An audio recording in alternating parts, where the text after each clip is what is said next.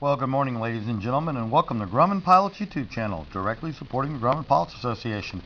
And today we're looking at bead clamps. Now, these are the DEL 099005-100s. It's a bead clamp with a seal. These seals lock together, forming a nice quick union. We're changing all 4 sets of bead clamps on this Tiger because the owner has had his CO2 sensor going off, and he's been getting headaches at high altitude.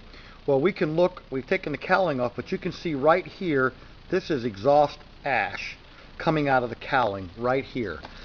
There's a little spot on the other side. There's some plumes where the latch covers are in the canopy, and if we come in here and we look at the bead clamps themselves, we can see that this one is all rippled and not joined here. This one has a little peak here and a little peak here, top and bottom, which is letting the exhaust ash plume out. Where the ash is coming out, so is carbon monoxide. And the same thing we see over here on these bead clamps. This one's got a little bend in the top and the thing, and it's also on the bottom. So we're going to go ahead and replace all these bead clamps with new, and we're going to replace a lot of this hardware since it's at the end of its service life. So we hope you find this informative. We hope you find this useful. And take a look at your bead clamps. What you're looking for is that little V right here. That's what shows that they're starting to wear and probably getting a plume out. So again, thanks for watching and have a good day flying your Grumman. And here we can take a look at, here's the little V crimp that came into the seal that's allowing the exhaust gas to come out. And you can compare this on either side with the new one. And then if we flip it over, you can see it has the same deformities on the bottom, the 2 little V's. So this bead clamp is bad and it's going to be replaced. So that's what you're looking for.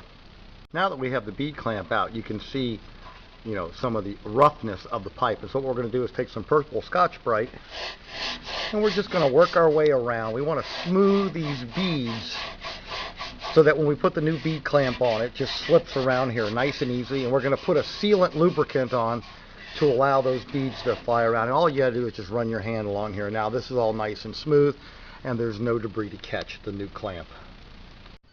And let's take just a minute to talk about the hardware we're going to use with these new bead clamps.